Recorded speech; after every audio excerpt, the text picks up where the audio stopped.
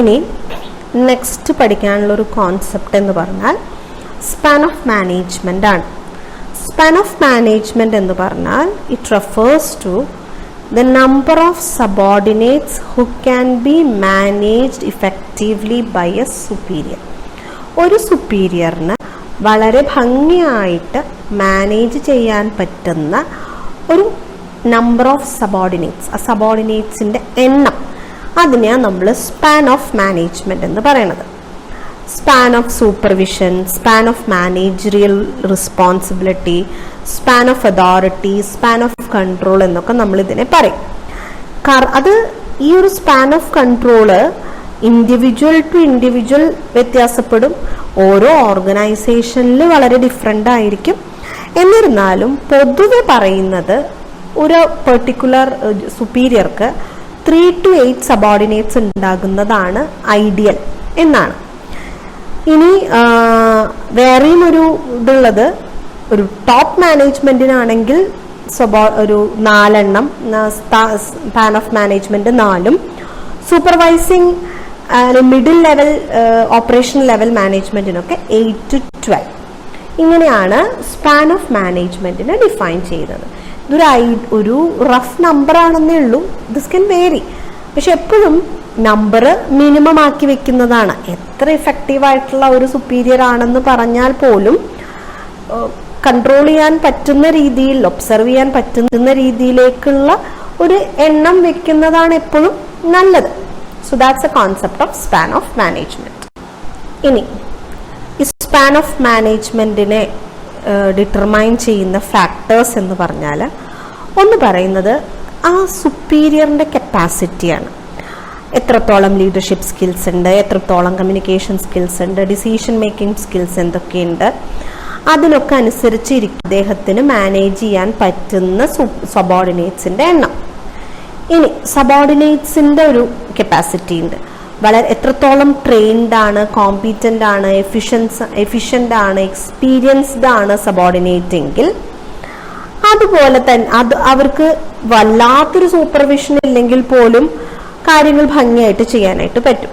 So അങ്ങനെയുള്ള ഒരു group of subordinates ആണെങ്കിൽ നമ്മളൊരു 8 എന്നൊക്കെ, അതിന് 12 എന്നുള്ളതിനൊക്കെ പകരം ഒരു 16 20 ഒന്ന് പോയാലും കുഴപ്പമില്ല. അതുപോലെ തന്നെ നല്ലൊരു ലീഡർഷിപ്പ്, ഡിസിഷൻ മേക്കിംഗ്, കമ്മ്യൂണിക്കേഷൻ സ്കില്ലൊക്കെ ഒരു സുപ്പീരിയർ ആണെങ്കിലും ഈ പറഞ്ഞ പോലെ സ്പാൻ ഒന്ന് കൂടിയത് കൊണ്ട് വിരോധമില്ല. പക്ഷെ ബേസിക്കലി ഈ 2 capacity of both subordinates and superiors വലിയൊരു ഘടകമാണ്. പിന്നെ വർക്കിൻ്റെ നേച്ചർ, വളരെ ക്ലോസ് ഒബ്സർവേഷൻ വേണം, ഡീറ്റെയിൽഡ് ഇൻസ്ട്രക്ഷൻസ് കൊടുക്കണം, അതിലേക്ക് വളരെ ഇൻഡെപ്ത് ആയിട്ട് ഫോക്കസ് ഒക്കെ ചെയ്യണം എന്നൊക്കെ ഉണ്ടെങ്കിൽ ആൾക്കാർക്ക് സ്പാൻ ഓഫ് മാനേജ്മെന്റ് എപ്പോഴും കുറഞ്ഞിരിക്കുന്നതാണ് നല്ലത്. പക്ഷെ ഏറെക്കുറെ സിമിലർ വർക്ക്സ് ആണ്, വല്ലാത്തൊരു സൂപ്പർവിഷന്റെ ആവശ്യമൊന്നും ഇല്ലെങ്കിൽ നമുക്ക് സ്പാൻ ഓഫ് മാനേജ്മെന്റ് ഇത്രയും എക്സ്റ്റെൻഡ് ചെയ്യുന്നത് കൊണ്ടും കുഴപ്പമില്ല. ഇനി degree of decentralisation. Degree of decentralisation എന്ന് പറഞ്ഞാൽ ഈ ഡെലിഗേഷൻ അതോറിറ്റി എത്രത്തോളം ഡെലിഗേറ്റ് ചെയ്യുന്നുണ്ട് എന്നുള്ളതാണ്. ഹൈലി സെൻട്രലൈസ്ഡ് ആണെങ്കിൽ എല്ലാ അതോറിറ്റിയും ടോപ്പ് മാനേജ്മെന്റിന്റെ കയ്യിൽ മാത്രമാണെങ്കിൽ അത് സെൻട്രലൈസേഷൻ. അതല്ല, ഏറെക്കുറെ വർക്ക് ചെയ്യാനുള്ളൊരു സ്വാതന്ത്ര്യവും മറ്റു കാര്യങ്ങളും സബോർഡിനേറ്റ്സിന് കൂടി കിട്ടുന്നുണ്ടെങ്കിൽ നമുക്ക് ഡിഗ്രി ഓഫ് നമ്മൾക്ക് സ്പാൻ ഓഫ് മാനേജ്മെന്റ് കൂട്ടുന്നത് കൊണ്ട് യാതൊരു പ്രശ്നവുമില്ല. ഇനി സ്റ്റാഫ് അസിസ്റ്റൻസിന് ആൾക്കാർ, എക്സ്പേർട്ട് ആയിട്ടുള്ള ആൾക്കാർ ഗൈഡൻസ് പ്രൊവൈഡ് ചെയ്യാനും അഡ്വൈസ് ചെയ്യാനും ഒക്കെ ഉണ്ടെങ്കിൽ മാനേജേഴ്സിന് കുറച്ചധികം സമയം കിട്ടും. അപ്പൊ സ്പാൻ ഓഫ് മാനേജ്മെന്റ് ഒന്നും കൂട്ടണോണ്ട് നോ ഇഷ്യൂ. ഇനി സൂപ്പർവിഷൻ, മറ്റുള്ളവരുണ്ട് സൂപ്പർവൈസ് ചെയ്യാനെങ്കിൽ, ഒരു സ്റ്റാഫ് അങ്ങനെ സ്പെഷ്യലൈസ്ഡ് ഓഫീസേഴ്സിന് പുറമെ there are others to supervise, അങ്ങനെയാണെങ്കിലും സ്പാൻ ഓഫ് മാനേജ്മെന്റ് കൂട്ടാം. വളരെയധികം മോഡേൺ ഇലക്ട്രോണിക് ഡിവൈസസ് ഒക്കെ, കമ്മ്യൂണിക്കേഷൻ ടെക്നിക്സ് അവൈലബിൾ ആണ്, ലെസർ ടൈം മതി, ഫേസ് ടു ഫേസ് കമ്മ്യൂണിക്കേഷൻ അധികം ആവശ്യമില്ല. അങ്ങനെയൊക്കെ ആണെങ്കിലും നമ്മൾക്ക് വേണമെങ്കിൽ സ്പാൻ ഓഫ് മാനേജ്മെന്റ് കൂട്ടാം. ഇതൊക്കെയാണ് factors determining span of management. പിന്നത്തെ ടോപ്പിക് എന്ന് പറയുന്നത് ഡെലിഗേഷൻ ഓഫ് അതോറിറ്റിയാണ്. നമുക്കറിയാം ടോപ്പ് ലെവൽ മാനേജ്മെന്റിന് എല്ലാ ഡ്യൂട്ടീസും പെർഫോം ചെയ്യാൻ പറ്റില്ല. സോ അവർക്ക് എന്ത് ചെയ്യണം? They should share their duties to subordinates managers. പക്ഷേ വെറുതെ ഡ്യൂട്ടി പെർഫോം ചെയ്യാൻ ഷെയർ ചെയ്തിട്ട് കാര്യമുണ്ടോ? അതിന് ഇക്വലന്റ് ആയിട്ട് അതോറിറ്റി കൂടി ഡെലിഗേറ്റ് ചെയ്യണം. അപ്പൊ ഡെലിഗേഷൻ എന്ന് പറയുന്നത് it is the assignment of authority and responsibility to individuals to carry out their duties. ഓരോ ഇൻഡിവിജ്വൽസിനും അവരുടെ ഡ്യൂട്ടീസ് ചെയ്യുന്നതിന് ആവശ്യമായിട്ടുള്ള അതോറിറ്റിയും റെസ്പോൺസിബിലിറ്റിയും അസൈൻ ചെയ്ത് കൊടുക്കുന്ന പ്രോസസ്സിനെയാണ് നമ്മൾ ഡെലിഗേഷൻ എന്ന് പറയുക. It's granting of authority to subordinates to operate within prescribed limits. സബോർഡിനേറ്റ്സിന് അവരുടെ പരിമിതിക്കുള്ളിൽ നിന്നുകൊണ്ട് അവരുടെ ജോലിനെ ബാധിക്കുന്ന കാര്യങ്ങൾക്ക് ഒരു അധികാരം കൊടുക്കുന്നതിനാണ് നമ്മൾ ഡെലിഗേഷൻ എന്ന് പറയാം. അത് ആക്ച്വലി ടോപ്പ് ലെവൽ മാനേജേഴ്സിന്റെ ബേർഡൻ കുറയ്ക്കും. കുറച്ചൊക്കെ സബോർഡിനേറ്റ് മാനേജേഴ്സിന് പവേഴ്സ് കിട്ടുമ്പോൾ വർക്ക് ലോഡ് ഒന്ന് ഡിസ്ട്രിബ്യൂട്ട് ആയി പോകും. അപ്പൊ ടോപ്പ് ലെവലിന് കൂടുതൽ ഇമ്പോർട്ടന്റ് ആയിട്ടുള്ള കാര്യങ്ങളിൽ കോൺസെൻട്രേറ്റ് ചെയ്യാൻ പറ്റും, അവർക്കതിൽ കൂടുതൽ പെർഫോം ചെയ്യാൻ പറ്റും. അപ്പോൾ ഡെലിഗേഷനിൽ നമ്മൾ വർക്ക് ഡിവൈഡ് ചെയ്തിട്ട് ഓരോ പാർട്ട് ഓഫ് വർക്കും ഓരോരുത്തർക്ക് സബോർഡിനേറ്റ് മാനേജേഴ്സിന് നമ്മൾ എൻട്രസ്റ്റ് ചെയ്യും.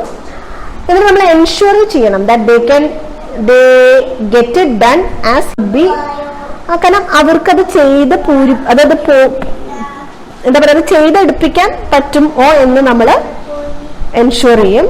Subordinates perform the work to his satisfaction and expectation or creating an obligation on the part of the subordinate managers to perform the entrusted work according to the established standards. അത് നമ്മൾ ensure ചെയ്യണം. പറയുന്ന സ്റ്റാൻഡേർഡ്സിൽ work ചെയ്ത് തരുന്നുള്ള ഒരു ഒബ്ലിഗേഷനും അത് ചെയ്യാൻ വേണ്ട ഒരു അധികാരവും അവർക്ക് കൊടുക്കുകയാണ്. ഇപ്പൊ ഡ്യൂട്ടീസ് ഇമ്മീഡിയറ്റ് സബോർഡിനേറ്റിന് അസൈൻ ചെയ്യുന്നു. അവർക്ക് കമ്മിറ്റ്മെന്റ്സ് ഉണ്ടാക്കാനും റിസോഴ്സസ് ഉപയോഗിക്കാനും ആക്ഷൻസ് എടുക്കാനും ഒക്കെയുള്ള പെർമിഷൻ കൊടുക്കുന്നു. ഒപ്പം ആ കാര്യങ്ങൾ മറ്റുള്ളവരെ കൊണ്ട് ചെയ്യിപ്പിച്ച് നമ്മളുടെ ഒരു എസ്റ്റാബ്ലിഷ്ഡ് സ്റ്റാൻഡേർഡ്സിലേക്ക് കൊണ്ടുവന്ന് സാറ്റിസ്ഫാക്ടറിലി ഡ്യൂട്ടി ചെയ്യാനുള്ള ഒരു ഒബ്ലിഗേഷനും ക്രിയേറ്റ് ചെയ്ത് കൊടുക്കുക. ഇതാണ് നമ്മൾ ഡെലിഗേഷൻ ഓഫ് അതോറിറ്റിയിൽ നമ്മൾ ഉദ്ദേശിക്കുന്നത്.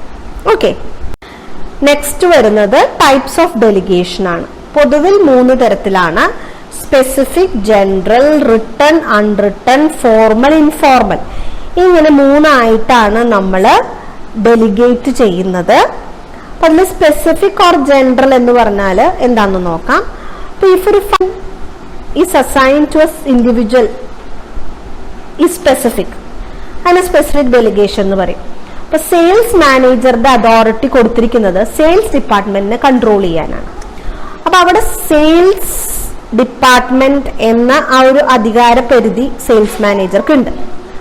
നേരെ മറിച്ച് ഒരു ജനറൽ ഡെലിഗേഷൻ എന്ന് പറഞ്ഞാൽ ഇപ്പൊ ടോപ്പ് മാനേജേഴ്സ് അവര് എല്ലാവർക്കും അധികാരം ഡെലിഗേറ്റ് ചെയ്ത് കൊടുക്കുക, അല്ലാതെ സ്പെസിഫിക് ആയിട്ടല്ല. അപ്പൊ അതാണ് സ്പെസിഫിക് ജനറൽ തമ്മിലുള്ള വ്യത്യാസം. ഇനി റിട്ടൺ എന്ന് പറഞ്ഞു കഴിഞ്ഞാൽ you get the authority in writing. ആ ഡെലിഗേഷൻ റിട്ടൺ ആയിട്ട് കിട്ടും. അതായത് അതോറിറ്റീസ് ഡെലിഗേറ്റഡ് ഓറലി പറയാണ്, നിങ്ങൾക്ക് ഇതാണ് നിങ്ങളുടെ ജോലി, ഇതിനുമായി ആവശ്യപ്പെട്ടിട്ടുള്ള കാര്യങ്ങൾ എന്ത് കാര്യങ്ങൾ നിങ്ങൾ ഡിസൈഡ് ചെയ്തോളൂ, നിങ്ങൾക്ക് ഇതിനുള്ള എല്ലാ അധികാരം തരുന്നു എന്ന് വാക്കാലെ പറയുന്നത് അൺറിട്ടണും എഴുതി കൊടുക്കുന്നത് റിട്ടണും.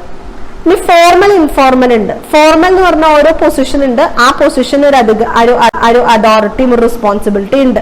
ഒരു ഇൻസ്റ്റിറ്റ്യൂഷന്റെ പ്രിൻസിപ്പൽ എന്ന് പറയുമ്പോൾ ആ ഒരു പൊസിഷന്റെ പവർ കൊണ്ട് അദ്ദേഹത്തിന് കിട്ടുന്ന ഒരു അധികാരമുണ്ട്, ഒരു ഉത്തരവാദിത്വമുണ്ട്.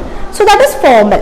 പക്ഷെ അതിനുപരി ഒരു ഇൻസ്റ്റിറ്റ്യൂഷനിൽ വർക്ക് ചെയ്യുന്ന പൊസിഷൻ ഒന്നും നോക്കാതെ നമ്മൾക്ക് ചില കാര്യങ്ങൾ ചെയ്യാനുള്ള റൈറ്റ് ഉണ്ട്. ഇപ്പൊ ഒരു ടീച്ചർ എന്നുള്ള നിലയിൽ ഒരു കോളേജില് എന്തെങ്കിലും ഒരു പ്രശ്നം വന്നാൽ അതിന് അവർക്ക് അധികാരമൊന്നും കൊടുക്കണ്ട, അതിൽ ഇടപെട്ട് അത് സോൾവ് ചെയ്യാൻ. എനിക്ക് അതിനുള്ള അധികാരം ഇല്ലല്ലോ എന്നൊരു ടീച്ചർ വിചാരിക്കേണ്ട ആവശ്യമില്ല. ബിക്കോസ് അത് നമ്മുടെ ആ ഇൻസ്റ്റിറ്റ്യൂഷന്റെ നല്ല നടത്തിപ്പിന് ആവശ്യമാണ്. അതൊരു ഇൻഫോർമൽ അതോറിറ്റിയാണ്. അത് നമ്മൾ ആരും എന്താ പറയുക ഒരു സ്പെസിഫിക് അതോറിറ്റി റെസ്പോൺസിബിലിറ്റി അങ്ങനെ ഡെലിഗേറ്റ് ചെയ്ത് കിട്ടിയതൊന്നല്ല, ഒരു കമ്പൽഷനും ഇല്ല. അങ്ങനെ ഒരു ജനറൽ ഇഷ്യൂ വരുമ്പോൾ വേണമെങ്കിൽ മാറി നിൽക്കാം, ഇടപെടാം. അപ്പൊ ഇൻസ്റ്റിറ്റ്യൂഷനോട് കമ്മിറ്റ്മെന്റ് വരുമ്പോൾ normally benefit of the institution എന്നുള്ള നിലയിലൊക്കെ വരുമ്പോൾ കമ്മിറ്റ്മെന്റ് വെച്ചിട്ട് ചിലപ്പോൾ നമ്മൾക്ക് അവിടെ ഇടപെട്ട് കാര്യങ്ങൾ ചെയ്യാം. സോ അതൊരു ഇൻഫോർമൽ ഡെലിഗേഷൻ ആണ്.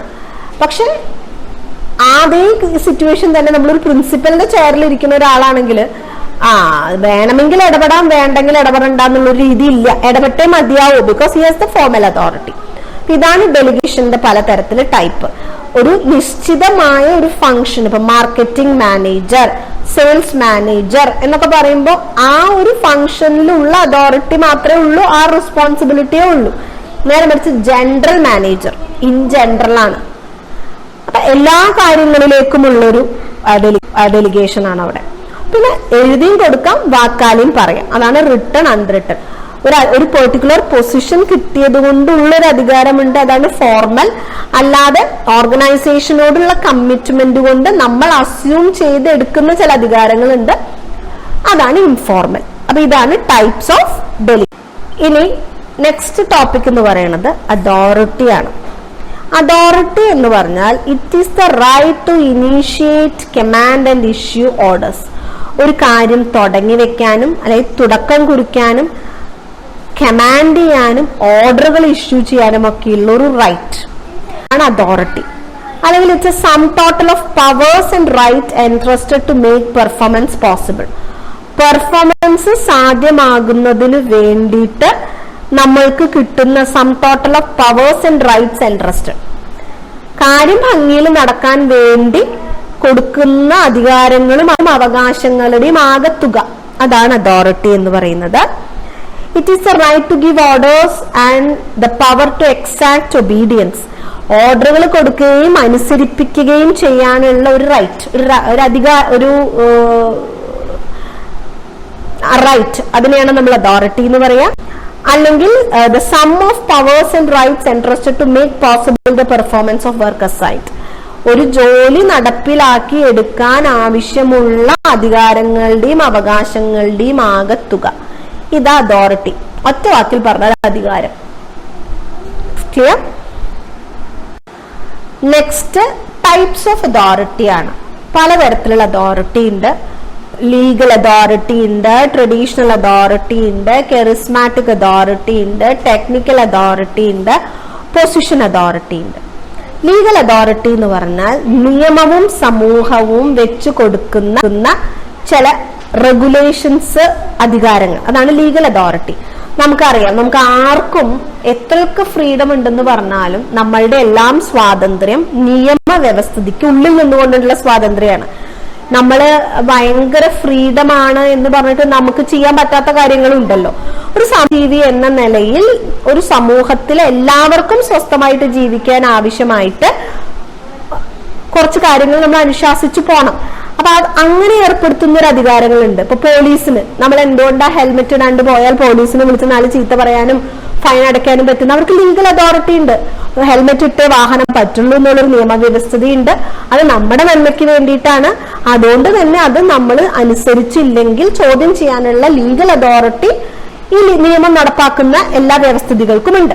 അതാണ് ലീഗൽ അതോറിറ്റി. നമ്മൾക്ക് അത്തരം അധികാരങ്ങളെ ബഹുമാനമാണ്. കാരണം നമുക്കറിയാം അവർക്ക് ചോദിക്കാനുള്ള റൈറ്റ് ഉള്ളതുകൊണ്ടാണ് അധികാരം അവരുടെ കയ്യിലുള്ളത് കൊണ്ടാണ് ചോദിക്കുന്നത് എന്ന്. ഓക്കെ, ഇനി ട്രഡീഷണൽ അതോറിറ്റി എന്ന് പറഞ്ഞാൽ രാജാക്കന്മാര്, ട്രൈബൽ ചീഫുകൾ, കാരണവന്മാരെന്നൊക്കെ നമ്മൾ പറയും. അത് പാരമ്പര്യമായിട്ട് അവർക്ക് കിട്ടുന്നതാണ്. അതൊരു കുടുംബത്തിന്റെ ഉള്ളിലൊക്കെ ഉള്ളൂ പരമാവധി ട്രഡീഷണൽ അതോറിറ്റി. ഒരു വലിയ തറവാടുണ്ടെങ്കിൽ തറവാട്ടിലൊരു കാരണവരുണ്ടാവും. ഈ ആദിവാസികളൊക്കെ ആണെങ്കിൽ ആദിവാസി ഊരുകളിൽ മൂപ്പന്മാരുണ്ടായിരിക്കും. അങ്ങനെയൊക്കെ പറയുന്നത് അതൊക്കെ ഒരു ട്രഡീഷണലി കിട്ടുന്ന ഒരു അതോറിറ്റിയാണ് പാരമ്പര്യമായിട്ട്. കെറിസ്മാറ്റിക് അതോറിറ്റി എന്ന് പറഞ്ഞു കഴിഞ്ഞാല് ഈ റിലീജിയസ് പൊളിറ്റിക്കൽ ലീഡേഴ്സ് അവർക്കൊക്കെ കിട്ടുന്ന അധികാരങ്ങൾ ഒരു കെറിസ്മാറ്റിക് അതോറിറ്റിയാണ്, അല്ലെ? അവരുടെ പേഴ്സണൽ ക്വാളിറ്റീസ് കൊണ്ടോ പേഴ്സണാലിറ്റി കൊണ്ടോ അവർ പറഞ്ഞു വെക്കുന്ന ആശയങ്ങൾ കൊണ്ടോ അവർ പുലർത്തുന്ന ജീവിത വ്യവസ്ഥ കൊണ്ടോ ഒക്കെ നമുക്ക് അവരോടൊരു താല്പര്യം ജനിക്കുകയും നമ്മൾ അവരെ അനുയായികളായി മാറുകയും ചെയ്യുന്ന ഒരു രീതി. അപ്പൊ അവർക്ക് നമ്മളെ നല്ല രീതിയിൽ അവർക്ക് നമ്മുടെ മേൽ നല്ല ആജ്ഞാശക്തി ഉണ്ട്. They have a strong authority over their followers. അത്തരം അതോറിറ്റി നമ്മൾ കെറിസ്മാറ്റിക് അതോറിറ്റി എന്ന് പറയും. ടെക്നിക്കൽ അതോറിറ്റി എന്ന് പറഞ്ഞാൽ ചില ആൾക്കാർക്ക് അവരുടെ സ്പെഷ്യൽ സ്കിൽസ് കൊണ്ട് അവർക്ക് മറ്റുള്ളവരുടെ മേലൊരു അധികാരമുണ്ട്. അവരുടെ അറിവ് കൊണ്ട്, അവരുടെ സ്കില്ല് കൊണ്ട്. ഇപ്പൊ ഡോക്ടേഴ്സ്, അവർക്ക് ഒരു ടെക്നിക്കൽ അതോറിറ്റി ഉണ്ട്. കാരണം ഏതൊരു രോഗമാണെങ്കിലും ഡയഗ്നൈസ് ചെയ്ത് മരുന്ന് പറയാൻ അവർക്കേ പറ്റുള്ളൂ. അപ്പൊ അപ്പൊ അതൊരു സോർട്ട് ഓഫ് അവരുടെ ഒരു എക്സ്പെർട്ടൈസിൽ നിന്ന് അവർക്ക് കിട്ടുന്ന ഒരു അധികാരമാണ്. അതാണ് ടെക്നിക്കൽ അതോറിറ്റി. പൊസിഷൻ അതോറിറ്റി എന്ന് പറയുന്നത് ഒരു ഇൻസ്റ്റിറ്റ്യൂഷൻ ഹെഡിന്റെ അതോറിറ്റി, അല്ലെങ്കിൽ ഒരു പ്രിൻസിപ്പലിന്റെ അതോറിറ്റി, അല്ലെങ്കിൽ ഗവൺമെന്റ് ഒരു ഓഫീസിൽ ഒരു സൂപ്രണ്ടിന്റെ അതോറിറ്റി, അല്ലെങ്കിൽ കളക്ടറിന്റെ അതോറിറ്റി, അങ്ങനെയൊക്കെ പറയുന്നത് അവരിയ്ക്കുന്ന പൊസിഷനിൽ അവരായതുകൊണ്ട് കിട്ടുന്ന ഒരു അധികാരമാണ്. ആ ഒരു പൊസിഷന്റെ പവറാണ്, അവിടെ ഇരിക്കുന്ന വ്യക്തിയുടെ അല്ല, മറിച്ച് അവിടെ ഇരിക്കുന്ന സ്ഥാനത്ത് കൊണ്ട് കിട്ടുന്ന അധികാരം. ആ സ്ഥാനത്തുനിന്ന് ആ ആളെ ഇറങ്ങി മാറിക്കഴിഞ്ഞാൽ അയാൾ വെറും ഒരു മനുഷ്യൻ മാത്രമാണ്, അധികാരം അയാളുടെ നിന്ന് പോയി. കരിസ്മാറ്റിക് അതോറിറ്റി പോലെയല്ല. അപ്പൊ അതിനാണ് നമ്മൾ പൊസിഷൻ അതോറിറ്റി എന്ന് പറയുന്നത്. അപ്പൊ നിയമവ്യവസ്ഥിതികൾ അനുവദിച്ചു കൊടുക്കുന്ന അധികാരങ്ങളുണ്ട്, പാരമ്പര്യമായിട്ട് വെച്ച് പുലർത്തുന്ന അധികാരങ്ങളുണ്ട്, സ്വഭാവ സവിശേഷതകൾ കൊണ്ടൊരു ആകർഷണികത്വം ഉണ്ടാക്കി അതുവഴി കിട്ടുന്ന അധികാരങ്ങളുണ്ട്, നമ്മളുടെ നോളജും സ്കില്ലും എക്സ്പെർട്ടൈസും വെച്ച് നമ്മൾ നേടിയെടുക്കുന്ന അധികാരമുണ്ട്, ഏതെങ്കിലും ഒരു സ്ഥാനത്ത് ഇരിക്കുന്നതിന്റെ ഗുണമായിട്ട് നമുക്ക് കിട്ടുന്ന അധികാരങ്ങളും ഉണ്ട്. ഇതൊക്കെയാണ് different types of authority. Next വരുന്ന കോൺസെപ്റ്റ് റെസ്പോൺസിബിലിറ്റിയാണ്. റെസ്പോൺസിബിലിറ്റി എന്ന് പറഞ്ഞാൽ ഉത്തരവാദിത്വം, അതായത് obligation to perform certain duties which are assigned to him. അതായത് നമുക്ക് അധികാരം മാത്രമായിട്ട് കിട്ടില്ല, അധികാരത്തിന്റെ മറുവശം എന്ന് പറയുന്നത് ഉത്തരവാദിത്തമാണ്. നമ്മൾക്ക് എത്രത്തോളം അധികാരം കൂടുന്നോ അത്രത്തോളം ചില സർട്ടൺ ഡ്യൂട്ടീസ് പെർഫോം ചെയ്യാനുള്ള ഒബ്ലിഗേഷൻ, കടമ കൂടി നമ്മൾക്ക് വരും. അതിനാണ് നമ്മൾ ഉത്തരവാദിത്തം എന്ന് പറയുന്നത്. obligation of a subordinate to perform a duty which in form of a task, ഒരു ജോലിയുടെ രൂപത്തിൽ കിട്ടിയിരിക്കുന്നത് ഒരു ടാസ്ക് പൂർത്തിയാക്കാനുള്ള ഒരു ഒബ്ലിഗേഷൻ, അല്ലെങ്കിൽ obligation to carry out assigned activities to the best of his abilities, നമ്മളുടെ കഴിവിന്റെ പരമാവധി ഏൽപ്പിച്ചിരിക്കുന്ന കാര്യങ്ങൾ ചെയ്യാനുള്ള ഒരു ഉത്തരവാദിത്വം. അല്ലെങ്കിൽ ഒബ്ലിഗേഷൻ എന്ന് പറയുന്നത് obligation of a subordinate to perform duty as required by his superiors, superiors ആവശ്യപ്പെടുന്ന തരത്തിൽ ജോലി ചെയ്തു കൊടുക്കാനുള്ള ഉത്തരവാദിത്തം. ഇതൊക്കെയാണ് responsibility. So authority, responsibility both sides of a coin ആണ്. If you have authority you will also have responsibility. Responsibility authority ഇല്ലാണ്ടോ authority responsibility ഇല്ലാതെയോ ഒരിക്കലും ഉണ്ടാവില്ല. So it's like both sides of a coin. ഇനി ഈ ഡെലിഗേഷൻ പ്രോസസ് എങ്ങനെയാണ് എന്നാണ് പറയുന്നത്. 3 കാര്യങ്ങളാണ് ഉള്ളത് ഡെലിഗേഷൻ പ്രോസസ്സിൽ. ഒന്ന്, എൻട്രസ്റ്റ്മെന്റ് ഓഫ് റെസ്പോൺസിബിലിറ്റി. ഈ അതോറിറ്റി ഡെലിഗേറ്റ് ചെയ്യുന്നതിൽ ആദ്യത്തെ സ്റ്റെപ്പ് എന്ന് പറയുന്നത് ഒരു സബോർഡിനേറ്റിന്റെ ഉത്തരവാദിത്തം എന്താണെന്ന് തീരുമാനിക്കലാണ്. എന്താണ് അയാൾക്ക് അസൈൻ ചെയ്തിട്ടുള്ള ഡ്യൂട്ടീസ്, നമ്മൾ അയാളിൽ നിന്ന് എന്താണ് എക്സ്പെക്ട് ചെയ്യുന്നത്, അത് നമ്മൾ ക്ലിയർലി പ്രിസൈസ്ലി കൊടുക്കുക എന്നുള്ളതാണ്. Distribution of work should be done in such a way that ഒരു can perform this to his maximum. അയാളുടെ മാക്സിമം കഴിവിലേക്ക് അതത് ചെയ്യാൻ സബോർഡിനേറ്റിന് പറ്റുന്ന രീതിയിൽ ഉള്ള ഒരു എൻട്രസ്റ്റ്മെന്റ്, അതിനാണ് നമ്മൾ ഡെലിഗേഷൻ എന്ന് പറയുന്നത്. ഇനി ഡെലിഗേഷൻ എൻട്രസ്റ്റ്മെന്റ് ഓഫ് റെസ്പോൺസിബിലിറ്റി എന്ന് പറയുന്നത് ഉത്തരവാദിത്തം പറഞ്ഞു കൊടുത്തു. ഇനി അതോറിറ്റി കൊടുക്കണം. കാരണം ഡ്യൂട്ടീസ് പെർഫോം ചെയ്യണമെങ്കിൽ ആ ചെയ്യുന്ന ജോലിക്ക് എടുക്കേണ്ട തീരുമാനങ്ങളും എടുക്കാനുള്ളൊരു അധികാരം അയാൾക്ക് കൊടുക്കണം. അങ്ങനെ കൊടുത്താൽ മാത്രമല്ലേ അയാൾക്ക് അയാളുടെ ഈ ഡ്യൂട്ടീസ് ചെയ്യാൻ പറ്റുള്ളൂ. സോ അതാണ് ഡെലിഗേറ്റ് അതോറിറ്റി എന്ന് പറയുന്നത്. അത് കഴിഞ്ഞാൽ ക്രിയേഷൻ ഓഫ് ഒബ്ലിഗേഷൻ അല്ലെങ്കിൽ അക്കൗണ്ടബിലിറ്റി ആണ്. അക്കൗണ്ടബിലിറ്റി എന്ന് പറഞ്ഞാൽ obligation to carry out responsibility മാത്രമല്ല, and exercise authority in terms of performance standard established. പക്ഷേ അതാണ് നമ്മൾ അക്കൗണ്ടബിലിറ്റി എന്ന് പറയാം. പക്ഷെ ഈ അക്കൗണ്ടബിലിറ്റി വരുന്നത് ആ ചെയ്ത ജോലിക്കുള്ള അധികാരവും ഉത്തരവാദിത്വവും നമുക്ക് കിട്ടി. അപ്പൊ അത് ചെയ്തത് നന്നായെങ്കിൽ അത് I am accountable for that. അത് മോശമായിട്ടുണ്ടെങ്കിൽ അതിൽ വന്ന മിസ്റ്റേക്കിനും ഞാൻ തന്നെയാണ് അക്കൗണ്ടബിൾ. അതായത് എനിക്കറിയില്ല, അത് ഞാനല്ല ചെയ്തത്, അത് എന്നോട് പറഞ്ഞു പക്ഷെ എനിക്കറിയില്ല, അങ്ങനെയുള്ള വർത്താനങ്ങൾക്കുള്ള ഒരു ചാൻസ് പാടില്ല. ഫൈനൽ റിസൾട്ട്സിന് ആൻസറബിൾ ആകണം എന്നുള്ളതാണ്.